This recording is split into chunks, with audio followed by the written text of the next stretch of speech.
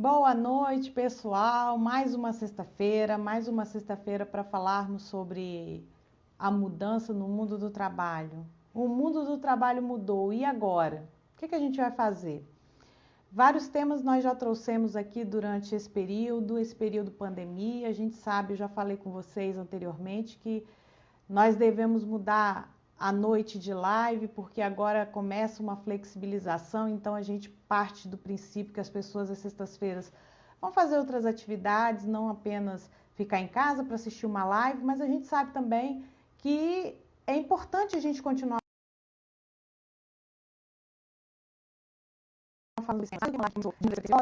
pensando só nas pessoas mais próximas e de repente aquelas que porventura pudessem estar acompanhando já o meu trabalho, mas sem dúvida nenhuma a gente começa a perceber o quanto as pessoas também passaram a repercutir o nosso trabalho. Então, pensando nisso, nós começamos a fazer uma série de lives a respeito de vários temas. Já falamos aqui de soft skills, já falamos aqui também a respeito de gestão de crise, falamos sobre hoje o nosso tema vai ser equidade de gênero. O que significa isso? A gente vai ouvir uma pessoa que tem assim um grande repertório para poder trazer para a gente várias provocações a respeito e a Simone Visani, que já está aqui conosco, já entrou aqui, vou chamar a Simone para ela já bater esse papo com a gente.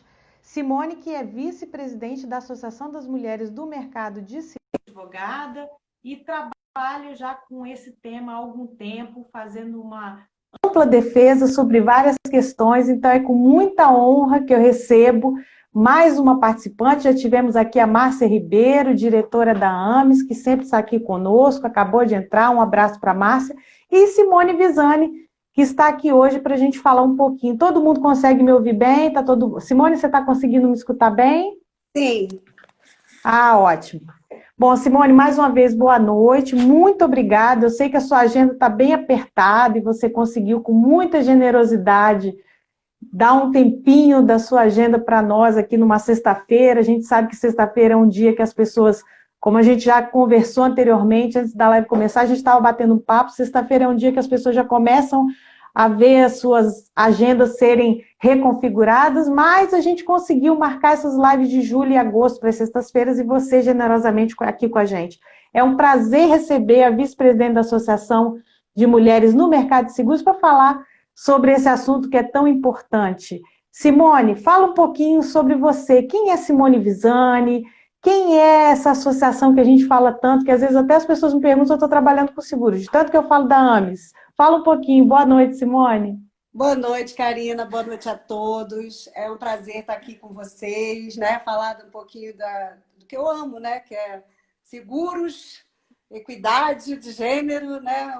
Uma bandeira aí que a gente abraça com muito carinho, que é um tema muito recorrente, apesar de muito atual, é mais antigo do que a gente imagina, né? Então, assim, falar Sim. um pouquinho de mim. Eu sou Simone Visani, né? Eu sou petropolitana na origem, quer dizer, para fora do estado do Rio, sou carioca. Moro hoje em São Paulo, na Grande São Paulo.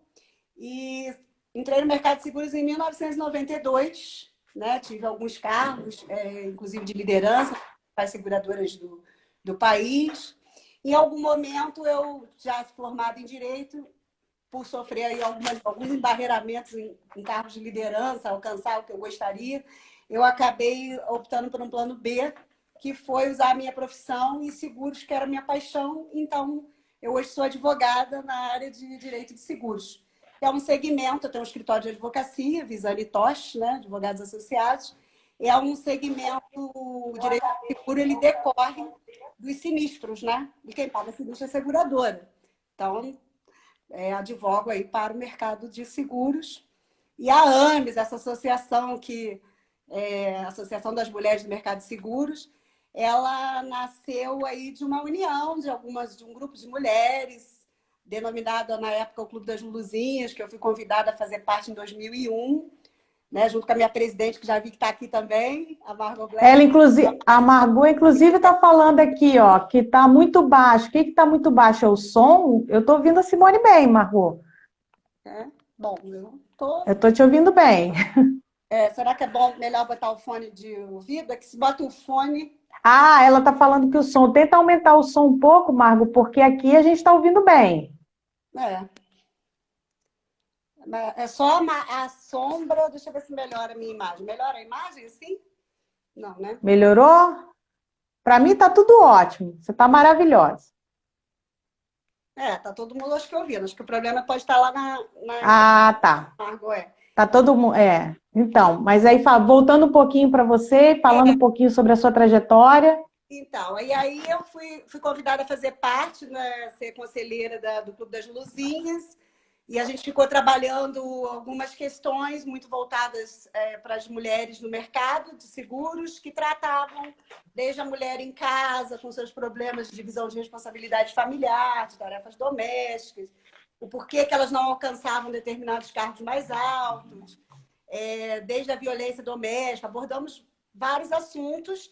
Com o tempo, tivemos a necessidade de amadurecer e formalizar a Associação das Mulheres do Mercado de Seguros, trabalhando também as mesmas questões através de eventos, que você já foi convidada a palestrar conosco algumas vezes. E, Com muita honra. inclusive, um podcast agora, dia 15, estreia seu na AMES, né? Falando aí das emoções, gerenciamento de emoções, um pouquinho do equilíbrio emocional, que está fazendo muita diferença nessa época. E um pouco de mim é isso aí, para tentar resumir, né? Então, uma advogada de direitos seguros, vice-presidente da Associação das Mulheres do Mercado de Seguros, sou idealizadora e cofundadora, junto com as colegas, a Márcia, que é diretora executiva, que está aí também, a Renata, que está com a gente aí também, enfim. E é uma honra estar aqui com vocês, poder compartilhar um pouquinho desse tema de uma luta de mais de 100 anos, que é a equidade de gênero, né, no mercado de trabalho.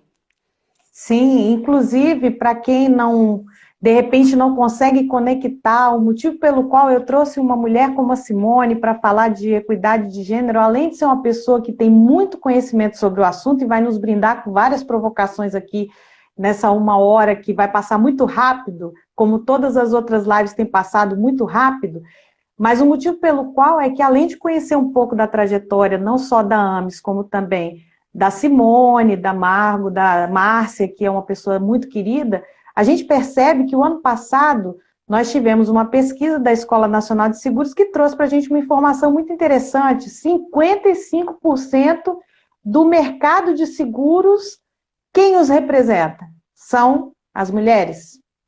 E, ao mesmo tempo, olha que paradoxal, gente, vocês que estão ouvindo essa informação, assim, às vezes pela primeira vez, é um mercado extremamente... O quê? Machista. Machista, machista, machista.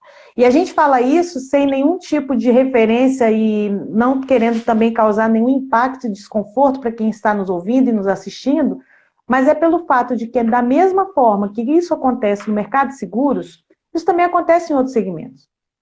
Nós temos um mercado machista, onde as mulheres elas ascendem aos cargos altos das empresas num número muito pequeno, e a gente percebe também que isso, a cada dia, as mulheres se unindo e conquistando o seu espaço, o cenário vem mudando, isso é muito positivo, mas ainda há muito que conquistar, não é, Simone? A gente percebe que a caminhada ainda é longa, e a pandemia veio no momento em que a gente vai ter aí um retrocesso em alguns aspectos, e a gente vai falar um pouquinho sobre isso também.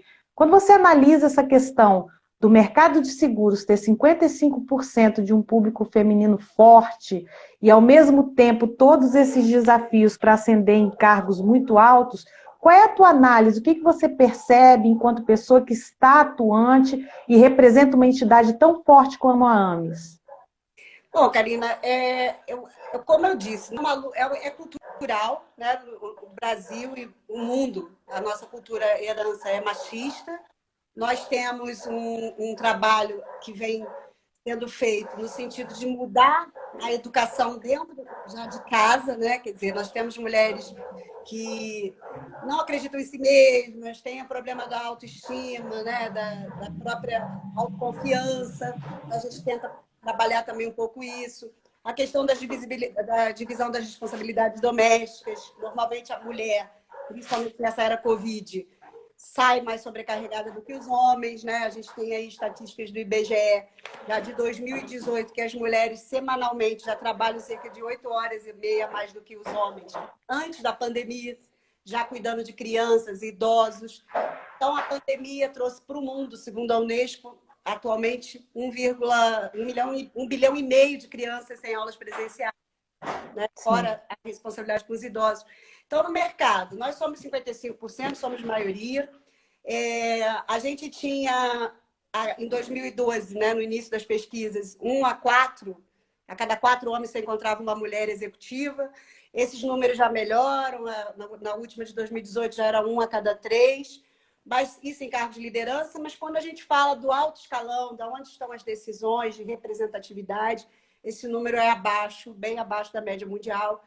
E a gente tem uma dificuldade de ter mulheres nos cargos de C-level, né? De CEO, CFO. E isso é uma luta muito constante da AMES, que passa por várias trilhas, né? Passa por essa autoconfiança, da mulher também. A mulher não tem menos preparo que o homem em termos de escolaridade, às vezes, pelo contrário, os últimos índices é que elas estão até mais qualificadas. Então, passa muito pela questão a Margot Black fala muito isso, do prato cheio, né? Às vezes o prato também está cheio, ela tem que cuidar do idoso, da criança, de tanta coisa que ela vê a oportunidade, às vezes, acontecer e ela não levanta a mão, né? Ela não tem a coragem de pedir aquela oportunidade.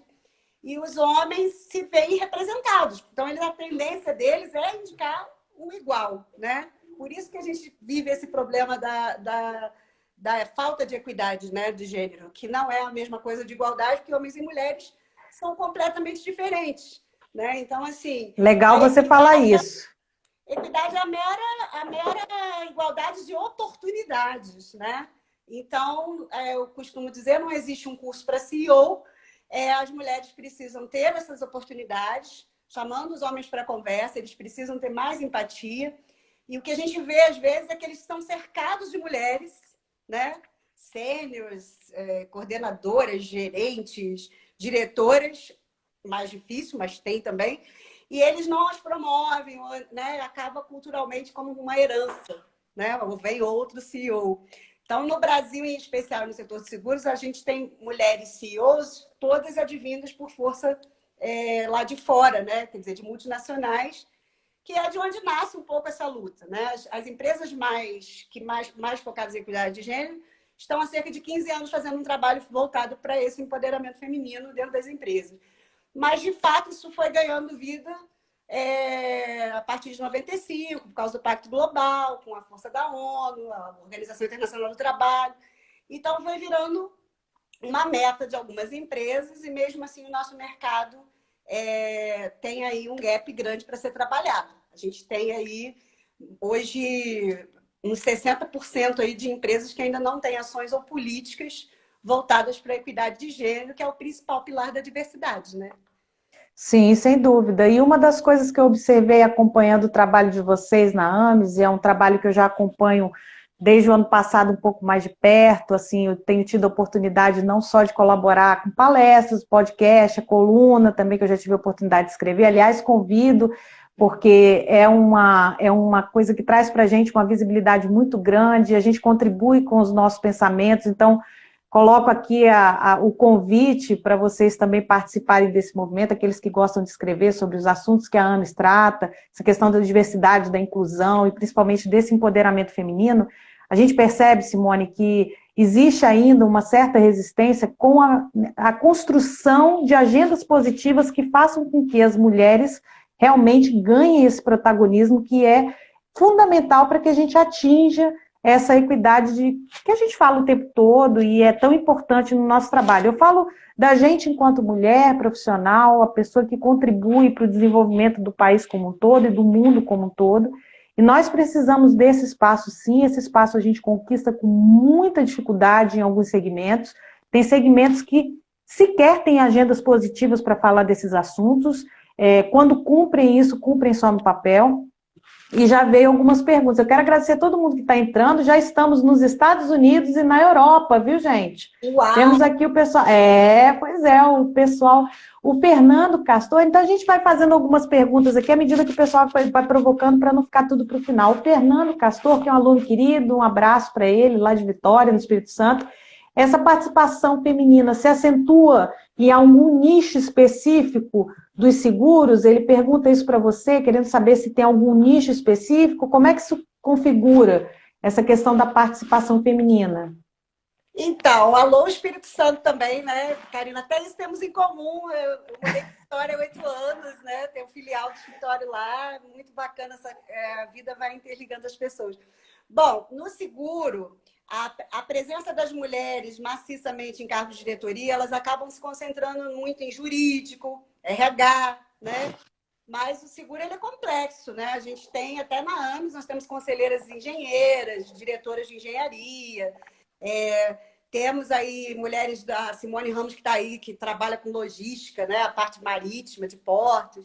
Então, assim, a tendência dos cargos de mulheres estão sempre voltadas muito para RH, jurídico, né? Área comercial, área de vendas, mas isso onde tem uma concentração que elas até alcançam algum cargo mais alto. Mas os C-levels, eles ficam realmente mais concentrados na mão dos homens. Isso a gente vai conseguindo mudar culturalmente, né? Fazendo esse trabalhinho de formiguinha. Mas eu diria que falta muitas mulheres, falta uma diversidade maior nos cargos realmente de liderança, porque eu diria que esse 55% está bem pulverizado em termos de ramos, né, de seguros. Na corretagem de seguros, por exemplo, temos muitas mulheres, né? Inclusive, há um estudo que diz que as mulheres empreendedoras são cerca de 30%, né, no mundo. Sim. E, no entanto, as CEOs são 5% do mundo, né? Então, assim, nas principais empresas. Então, é um número em desvantagem. E aí, quando a gente fala de diversidade e a equidade como primeiro pilar, a gente também não pode esquecer que representatividade importa. Então, como é que a mulher, por exemplo, que decide 70%, tem 70% do poder de compra no mundo, né? 65% das decisões de orçamento, ela não se vê representada nos cargos de decisão nas empresas.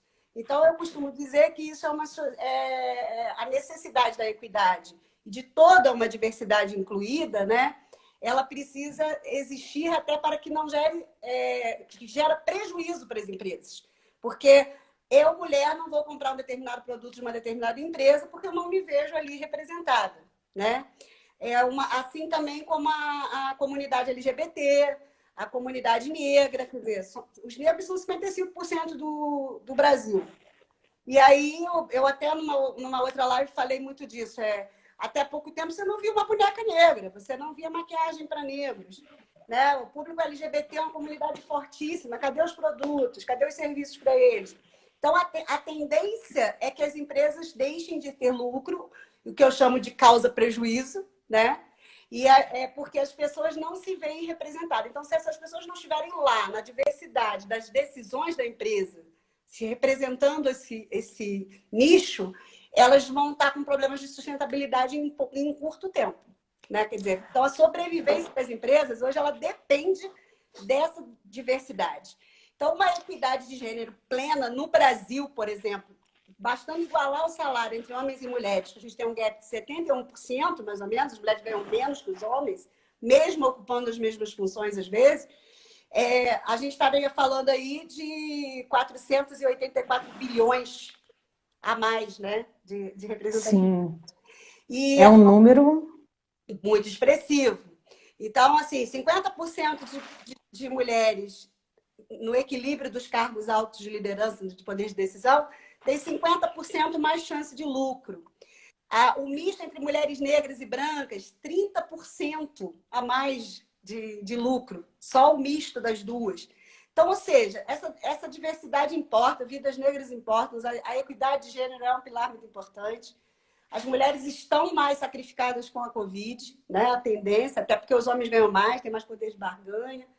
Então, tem muito trabalho a ser feito, desde a divisão, né, das responsabilidades domésticas, como ações para que a mulher volte da licença maternidade com tranquilidade, né? Tenha um ambiente favorável, tenha um plano de carreira sustentável, não tenha medo de assumir desafios e sentir ameaçada, né? Porque elas precisam dar conta em casa também dos compromissos, elas precisam dar conta das tarefas dentro da empresa, elas precisam produzir igual ou mais, né? O que se prova que as mulheres acabam se provando 4 vezes mais para equivaler ao resultado de um homem dentro das empresas. Então, isso tudo é muito pesado, né? Acaba sendo difícil para a mulher persistir. Então, muitas desistem, né? Acabam não voltando da licença maternidade, acabam achando que a gente foi criada, né, historicamente, para ficar em casa, né? As tarefas domésticas eram de mulheres, algumas saíram na 4ª série primária, né? Então, estudar era um problema. Hoje já não temos essa questão mais, elas estão mais qualificadas. Então, ou seja, é uma cultura que precisa ir mudando dentro de casa. Nós, mulheres, com os nossos filhos, com os nossos maridos, né? É uma coisa que o reflexo vai mudando paulatinamente, culturalmente. Cultura, se nós estamos falando de mais de 100 anos e fora a escravidão, né? Que é uma luta muito, muito grande também, de séculos, nós estamos falando de uma mudança cultural muito vagarosa, né? Assim, muito lenta. Então, o trabalho da AMES é que a gente acompanha aí uma mudança expressiva nos próximos 10 anos. Infelizmente, veio a era Covid com reflexos, né? Negativos. Alguns demonizam o home office, que é uma luta das mulheres, o trabalho remoto, né? Mas outros romantizam. Mas a gente busca ações como essas. O trabalho em home office, horários alternativos, creches, né? Tem empresas que têm creches do lado, tem uma van na hora do almoço, enfim, tudo aquilo tem um ambientezinho para a mãe amamentar, né? Quer dizer, então todo um aparato de ações que deixem a mulher mais confortável para compensar esse desequilíbrio, né? Essa desigualdade que acabou ocorrendo ao longo do tempo, vai conseguindo trazer essa melhora efetiva para dentro das corporações. E a corporação é isso. Perfeito, Simone. Inclusive, tem uma outra provocação, Sol Guima, que faz uma provocação, mas antes da provocação dela, eu queria puxar alguns links daquilo que você colocou. A primeira coisa é a questão do lucro. Eu até postei essa semana, para a gente fazer esse engajamento da live, uma reportagem que saiu na Época Negócios, falando justamente que empresas que trabalham a equidade de gênero efetivamente, elas já representam lucro para muitos investidores, porque o investidor hoje, além de olhar a questão da empresa em si, aquilo que ela produz, aquilo que ela vende enquanto prestação de serviço, o investidor também vai olhar o valor da empresa do ponto de vista social. E a equidade de gênero, a ONU já traz isso já há algum tempo, e depois eu queria que você falasse um pouquinho sobre essas inspirações que a AMS traz para poder fazer com que esse trabalho perpetue, porque a gente constrói hoje para a vida, não é só para o agora. Uhum. Mas a gente sabe que essas empresas, elas hoje começam a perceber o quanto é necessário esse investimento, não só com relação à equidade, você falou muito bem, mas também com a relação, quando a gente fala da questão dos negros, a questão da comunidade LGBTQI+, eu tenho que lembrar, porque senão é muita letra e muita coisa. Mas, assim, a gente sabe que esse público, ele não consome da empresa que não investe. E não é só a questão da imagem, da propaganda. Eu me lembro que na década de 90, você talvez não lembre, que você é mais jovem do que eu, mas eu me lembro que na década de 90, a Benetton, que era uma empresa italiana que durante muito tempo, líder de vendas no mundo inteiro, era um status você ter uma roupa da Benetton. E quando você falava dessa marca, a primeira coisa que vinha na cabeça das pessoas que consumiam era justamente o tema que eles abordavam naquela época e ninguém falava sobre isso, que era a questão da diversidade. Sim. Por muitas vezes eles foram extremamente censurados, em vários países inclusive, porque as propagandas traziam pessoas assim, de várias nacionalidades, muito coloridas, era uma coisa que, muitas mulheres nas propagandas, era uma coisa que chamava bastante atenção e eles tiveram um nicho de mercado muito grande durante muito tempo. Houve questão de gestão, enfim, a gente não entra nesse mérito, mas ali a gente já via uma sementinha de empresas que começaram a olhar o mercado por um outro prisma, o que também aconteceu nos seguros e em outros segmentos que a gente já discutiu aqui nas lives, o quanto é importante a empresa observar o valor. E a pandemia colocou uma lente de aumento nesse quesito muito importante, muito significativa. Porque muitos estudos revelam que as pessoas pós-pandemia, ou seja, depois que esse período mais conturbado e um pouco que a gente não sabe exatamente quando vai acabar, o que vai ser depois, enfim, muitas empresas já estão sendo vistas pelas suas ações no período de pandemia. E aí você citou um bom exemplo, que é a questão do home office, que muitos demonizam, muitos romantizam, a gente precisa ter um home office de qualidade. As empresas, em sua maioria, já começam a perceber a questão da produtividade, a questão da lucratividade, mas nós temos também pessoas que foram simplesmente jogadas nesse ambiente, assim, a gente não sabe nem como é que essas pessoas estão trabalhando. Eu fiz uma live aqui falando sobre isso, você estava presente, e a gente sabe que tem pessoas que estão trabalhando dentro do banheiro, porque é o único lugar onde ela tem silêncio para poder trabalhar, para fazer uma live. É lógico que as pessoas percebem que ela está no banheiro, mas a gente já temos situações desse tipo, porque os apartamentos pequenos, muitas vezes a pessoa não tem o espaço para fazer isso e fica numa situação difícil. E as mulheres, já foi constatado que a pandemia veio assim de uma forma arrasadora em relação às mulheres. As mulheres são as que mais estão sofrendo. Questão que você coloca aí, a questão do salário, a gente percebe que é fundamental essa discussão, ela surge sempre, mas além do salário, a questão da infraestrutura, a mulher com uma jornada quádrupla, não mais tripla, não mais dupla, quádrupla, porque agora ela tem que trabalhar, ela tem que cuidar da criança, ela tem que cuidar do marido, ela tem que cuidar da casa. Então, isso tem impactado de forma muito consistente. As empresas que estão investindo em políticas para a equidade de gênero estão à frente, o público está observando muito isso. Uma grande empresa que a gente pode citar aqui, que eu sigo e admiro demais, a Luísa Trajano, que representa o Magazine Luiza, é a cara, por mais que o filho dela seja o presidente, mas ela é a cara da Magazine Luiza, e ela fala muito sobre isso, sobre o quanto a gente tem percebido que esse impacto, ele vai ser um impacto que a gente nem sabe quanto tempo nós vamos precisar para podermos preencher esse gap que vai ficar. Se a gente falar de igualdade de gênero, se a gente falar de equidade, você foi muito feliz na sua fala quando você disse que existe essa diferença. Obviamente que perceber a oportunidade do mercado de trabalho hoje é perceber também a necessidade que nós temos de proporcionar essas oportunidades. E a mulher, infelizmente, está sendo muito sacrificada nesse aspecto, como sempre foi, mas por conta da pandemia isso teve um agravamento significativo. Os estudos estão mostrando isso em números, mas a gente vê isso todos os dias, amigas que não estão conseguindo administrar toda essa questão. E vejam, nós mulheres temos essa capacidade natural de administrarmos, nós somos multidesk. Nós somos vítimas muito mais, um número muito maior de situações de doenças mentais, de questões de assédio dentro das empresas, justamente por conta disso. Porque a gente precisa sempre mostrar mais. Então, tem uma pergunta aqui que tem uma relação com essa fala que eu fiz essa fala também para você tomar uma água se você quiser. Essa questão das poucas mulheres CEOs serem de empresas internacionais, não reflete um certo machismo estrutural das companhias brasileiras? Quando você analisa Brasil em relação ao restante do mundo, como é que você vê isso? É uma pergunta da Sol Guima, obrigada pelas perguntas aí, gente. Vamos perguntar porque a Simone tem muito a nos oferecer.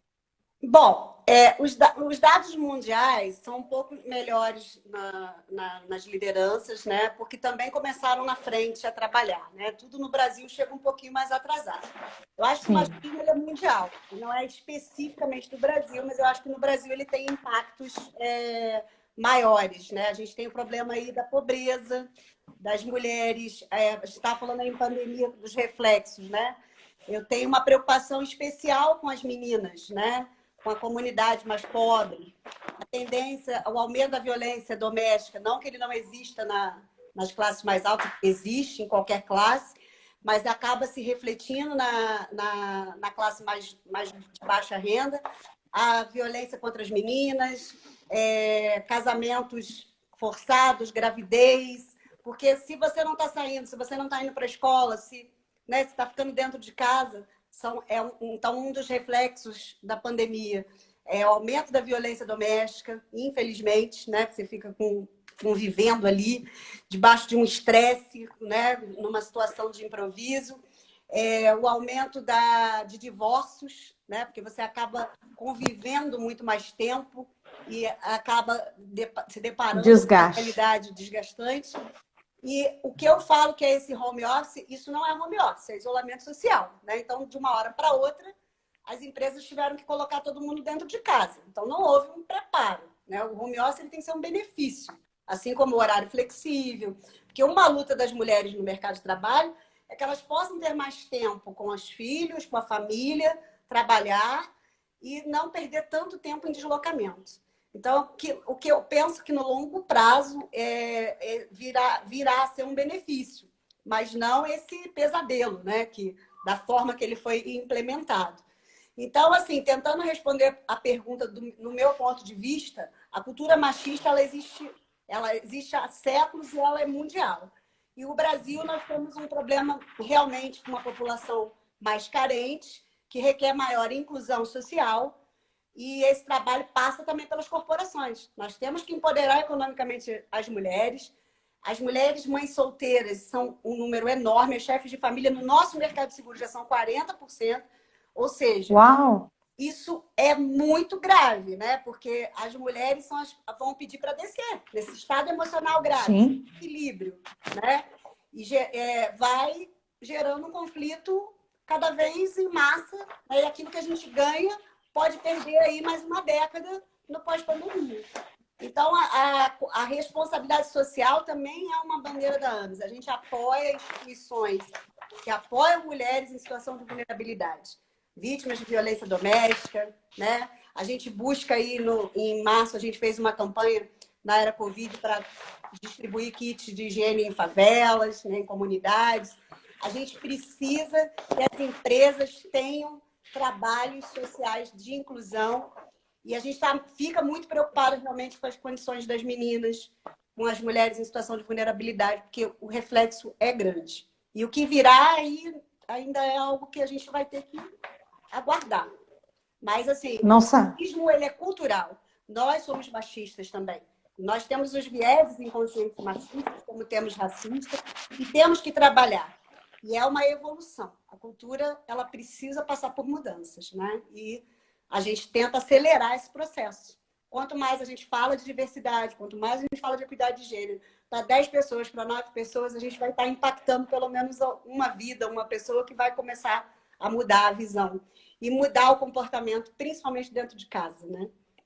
Sem dúvida. A Edna Rossin, também um abraço para a Edna, ela parabeniza a AMES pela iniciativa e nos parabeniza também por esse bate-papo, porque, veja, é um assunto que não é tratado da mesma maneira, a gente aqui está discutindo numa live, mas é um assunto que precisa ser trabalhado, por exemplo, no ambiente escolar, onde você tem uma possibilidade muito ampla de fazer com que essa agenda positiva que a gente coloca aqui, o que seria essa agenda positiva? São propostas para que efetivamente pensamentos e alguns movimentos se transformem em ações e a partir daí a gente começar a construir um futuro muito diferente, aonde a equidade de gênero seja uma das discussões, mas não da maneira como nós colocamos agora. Em busca dessas oportunidades, a gente precisa estar num mundo onde as oportunidades elas já estejam para nós. E nós sejamos as protagonistas dessa escolha, eu quero ou não fazer isso. E uma das coisas que a gente percebe, e eu fiz uma leitura durante a semana, até para a gente poder estar aqui hoje conversando um pouco, o Fórum Econômico Mundial, que é onde as pessoas tomam decisões e fazem algumas discussões a respeito de como o mundo vai caminhar no decorrer aí da nossa existência, ele tem alguns relatórios que norteiam muitas das ações. Eu pesquiso, para quem não me conhece, eu não me apresentei, mas agora eu me apresento, Karina Shoa, para o público da Simone, e eu pesquiso qualidade de vida no trabalho. E eu utilizo muitos relatórios do Fórum Econômico Mundial para a gente ver como é que o trabalho vai estar daqui a 5 ou 10 anos, e isso caiu por terra com a pandemia. relatórios que a gente tinha assim de começo do ano para pensar como o trabalho iria impactar. No começo do ano, nós tínhamos oficialmente 13 milhões de desempregados, que a gente sabe que extraoficialmente já batiam 27, e em 4 meses de pandemia nós pulamos para 83 milhões no Brasil. Eu falo Brasil, gente, são 49% das pessoas que economicamente ativas, hoje elas estão desempregadas ou à procura de uma oportunidade. Então, o Fórum Econômico Mundial ele tem um relatório que, para mim, foi uma grande novidade, porque eu não tinha o conhecimento dessa informação, que chama-se Relatório Global de Lacunas de Gênero, e eles já fizeram a publicação de 2020. Nesse relatório, eles fazem uma constatação que me deixou bastante entristecida, eu até conversava com a Simone sobre isso. Quanto tempo nós vamos demorar para que essa chamada igualdade, e aí a gente tem o trabalho da equidade buscando essas oportunidades, aliado a isso, quanto tempo essa igualdade vai acontecer nas nossas vidas? E foi uma constatação triste em pensar que mesmo com todos os esforços que nós temos tido nos últimos 20 anos, as últimas 2 décadas foram décadas muito importantes em matéria de direitos, em todos os sentidos, em todos os segmentos, a gente percebe que esse número é um número que me assustou bastante, porque eles colocam o seguinte, nenhum de nós aqui que está hoje assistindo, a menos aqueles que são da criogenia, que vão se congelar e vão voltar no futuro, mas nenhum de nós que está aqui hoje vai ver essa equidade acontecer como nós gostaríamos. Ou seja, vai demorar de 80 a 100 anos para que isso aconteça, se não houver nenhum outro gap como esse que nós estamos enfrentando. Porque já foi constatado, os pesquisadores já demonstraram que em 4 meses de pandemia, nós retrocedemos, por exemplo, 10 anos na educação. Imaginem outros segmentos que não eram tão consolidados. Então, quando você discute equidade de gênero, Simone, a gente percebe muito claramente que se as instituições elas não se fortalecerem, não incentivarem, por exemplo, entidades como a AMES, que você está aqui representando tão bem, não conseguirem fazer uma sintonia entre discurso e ação, esse tempo pode ser muito maior, você não acha?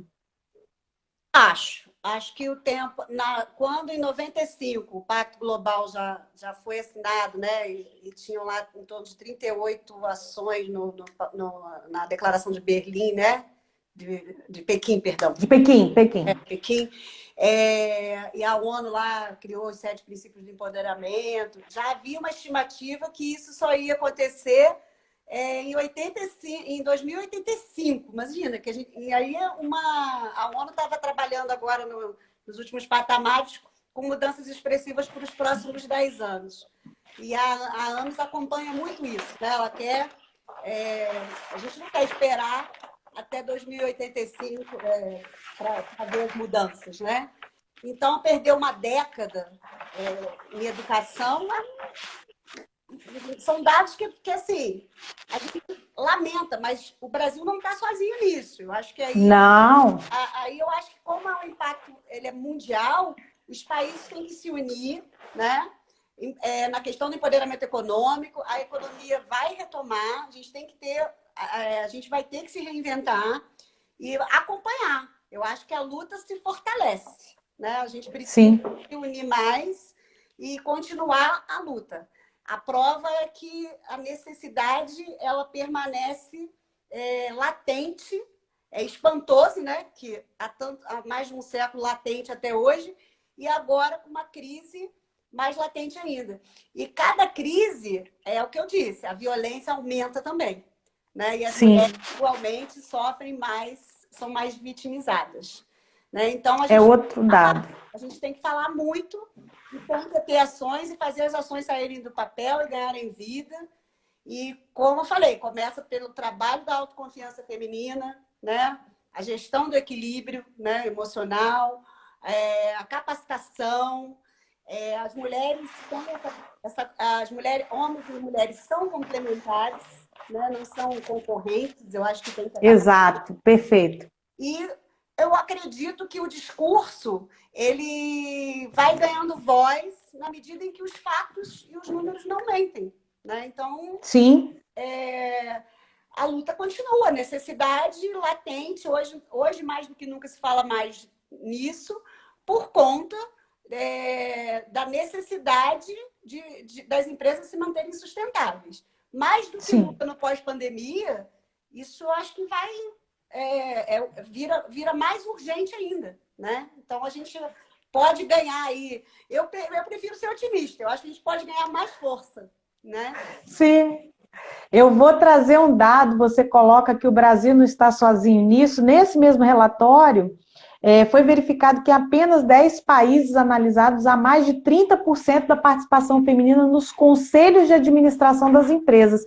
E eles trazem quais são esses países. A França com 43,4%, a Islândia com 43%, a Noruega com 42,1%, a Suécia com 36,3%, a Itália com 34%, a Finlândia com 32,8%, a Alemanha com 31,9%, a Bélgica com 30,7%, a Dinamarca com 30,3% e a Nova Zelândia com 30%. E o Brasil com 8,4%.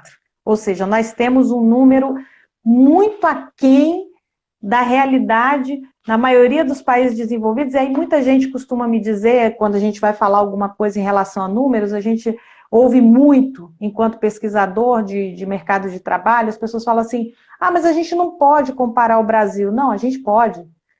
Dentro daquilo que a gente fala que é equidade. Tratar os iguais de forma igual e os desiguais na proporção da sua desigualdade dentro desse cenário. Ou seja, o Brasil ainda não tem, vejam, o Brasil ainda não tem políticas públicas voltadas para o desenvolvimento do mercado de trabalho feminino.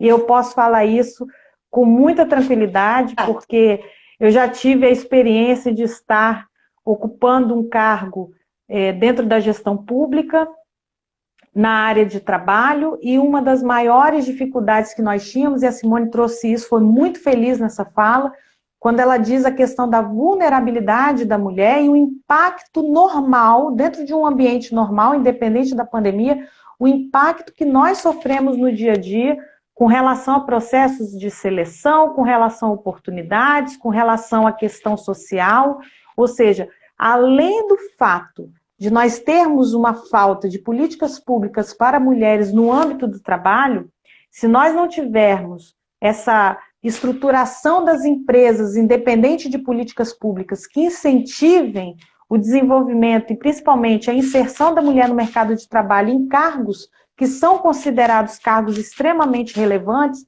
nas organizações, nós não conseguiremos conquistar esse cargo assim, vindo do nada. Não é assim que funciona.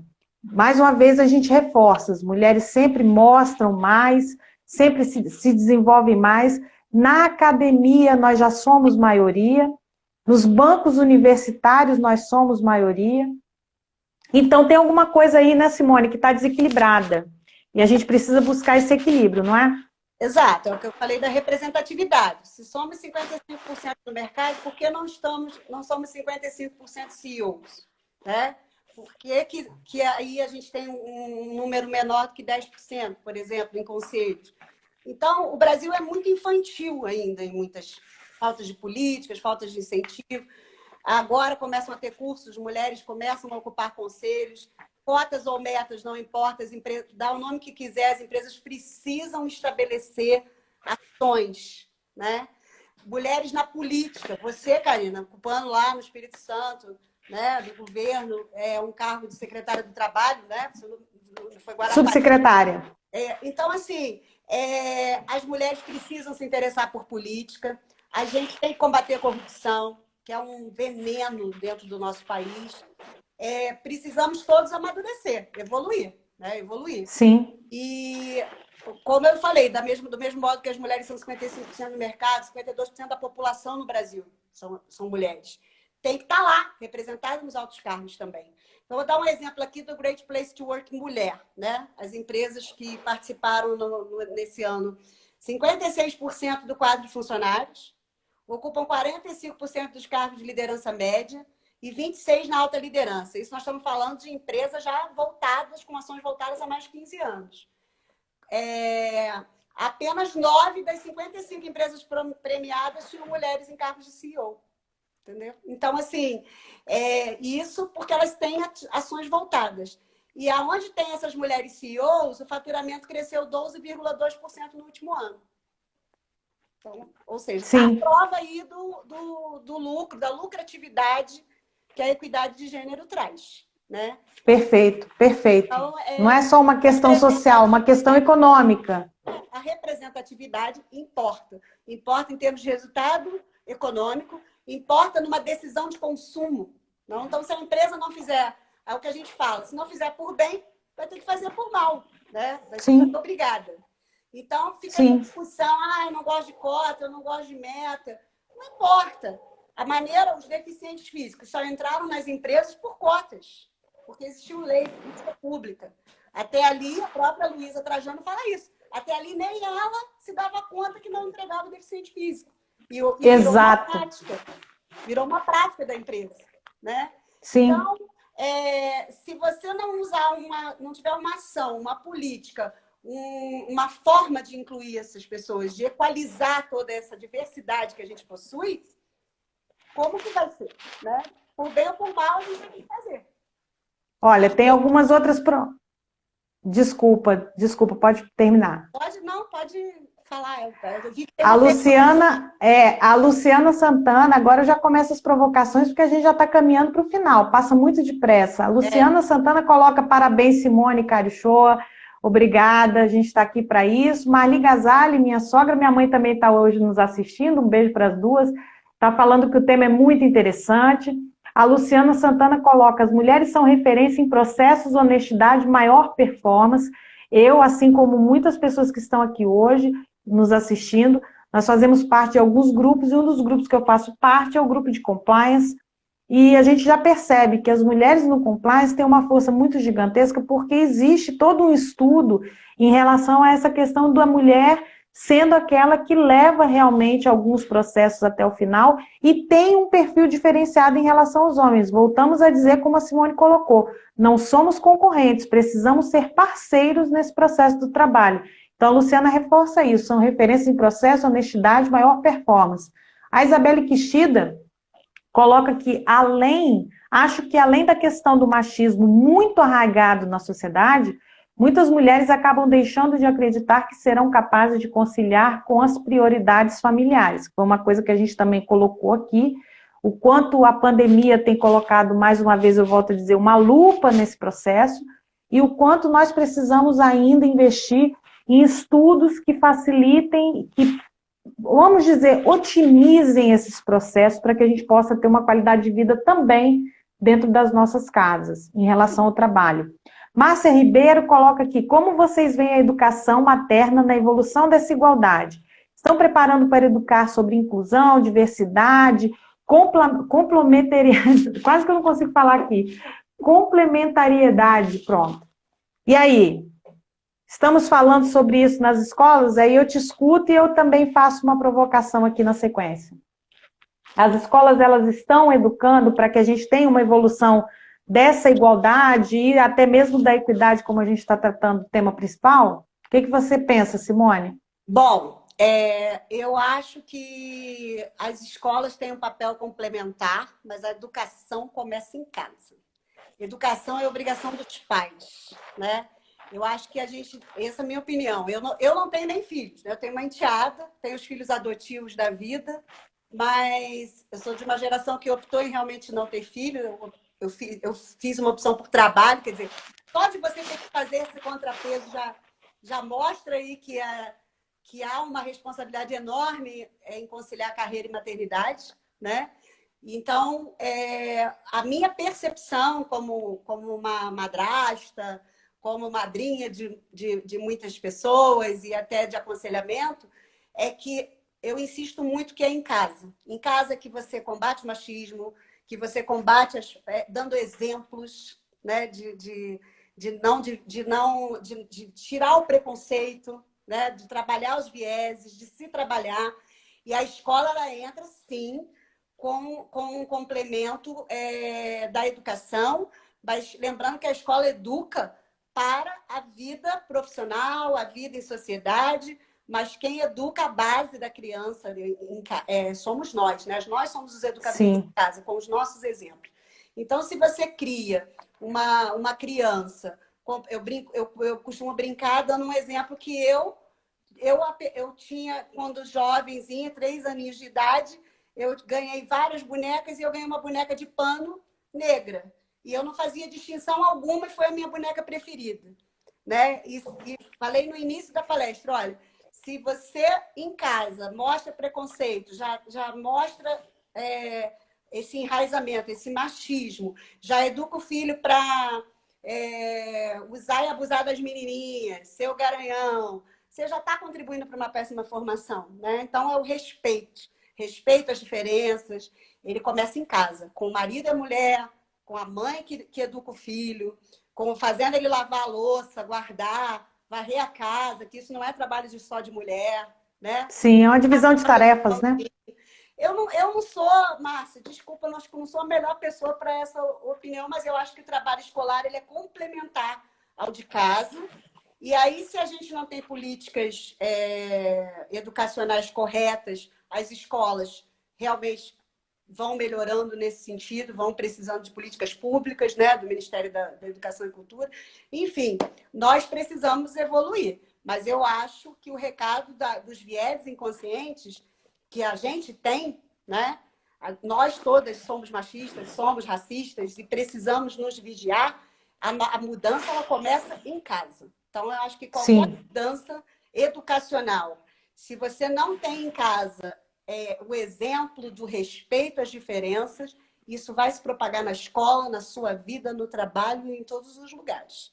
Na minha opinião, então, se eu conseguir... Como ela fez a pergunta, e aí eu, como você, também faço parte de uma geração que optou por não ter filhos e dedicar a carreira, e a gente sabe quanto é difícil essa escolha, mas é uma escolha consciente, e como educadora que sou já há alguns anos, eu posso concordar com você em tudo que você disse e ainda complementar na medida do que eu posso, entendendo que a escola ela tem um papel complementar sim, porque na minha visão, e aí tem algumas educadoras aqui, se alguém discordar, por favor, pontue, mas a família ela educa, a escola ela forma.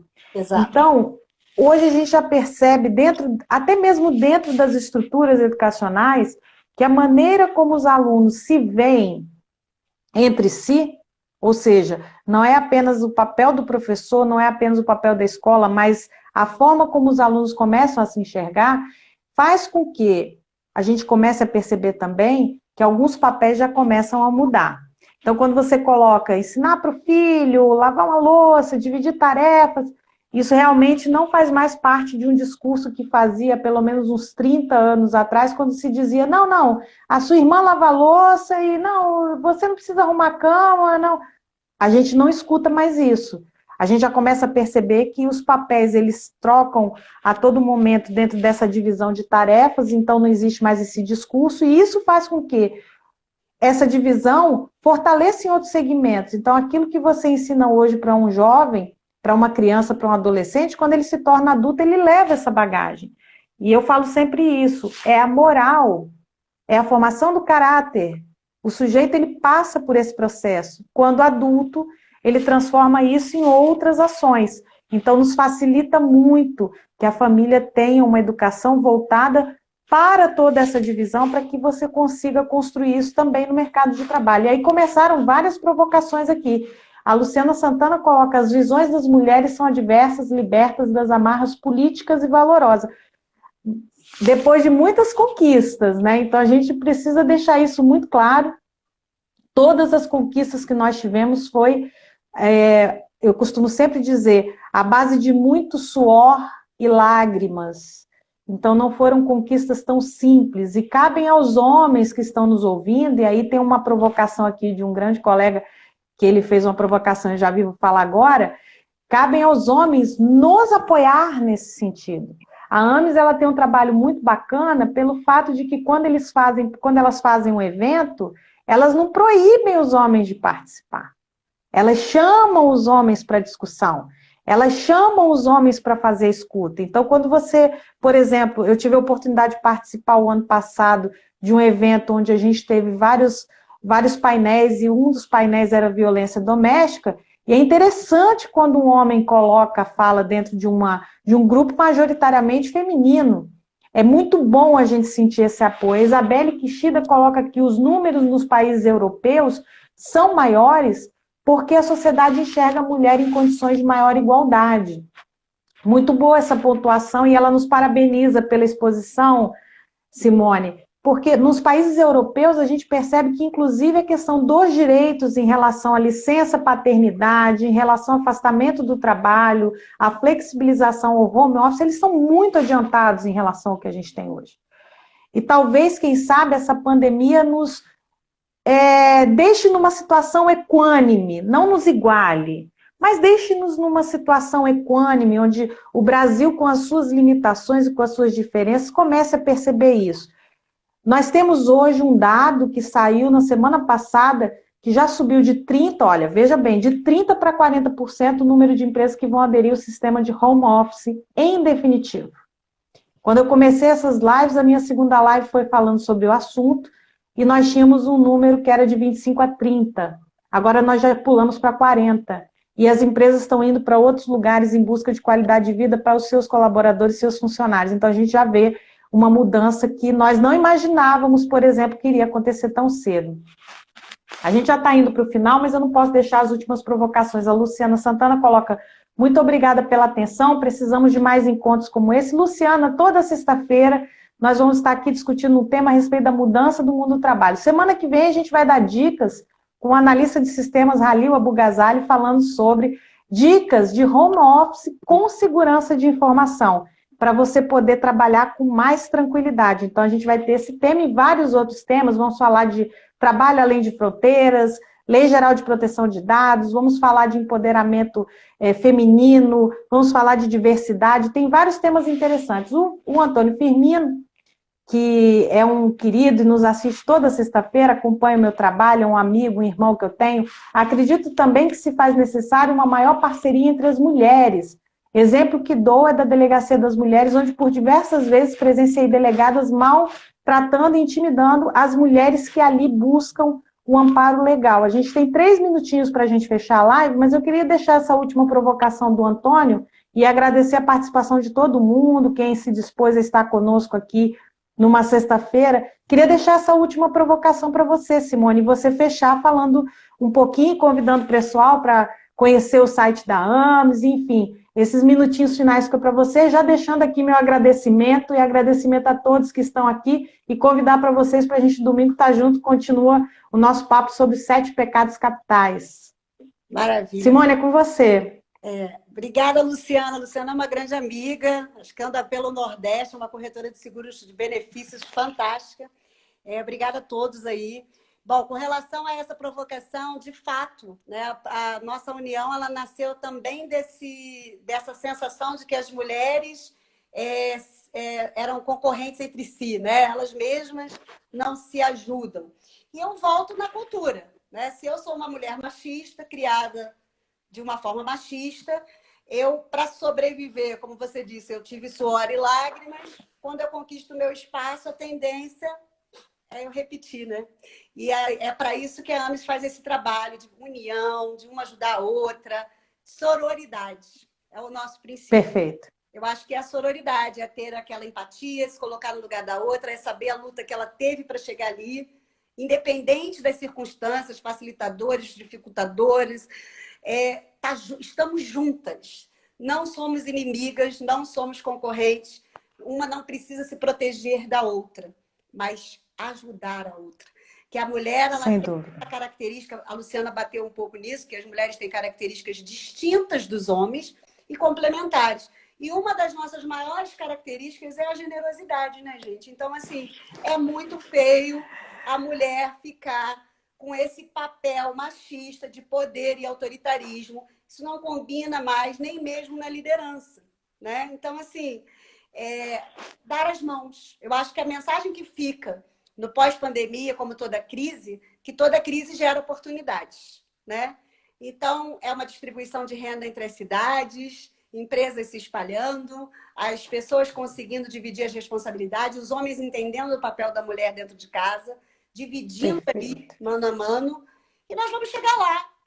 Para a gente não ser cortada, eu queria agradecer a todos que ficaram e estamos aí para as discussões. Obrigada, gente, pelo convite e pelo debate gostoso. Muito obrigada. 26 segundos para acabar. Quero agradecer mais uma vez, lembrar que homens e mulheres precisam dar as mãos, como o Antônio Firmino coloca. Convido vocês para domingo, 6h30, a gente vai estar discutindo no Filosofia de Boteco mais um tema dos 7 pecados capitais. E sexta-feira que vem, às 20h30, estaremos juntos. Simone, muito obrigada a todos. Fiquem bem. Um beijo grande. Ames vai falar de violência doméstica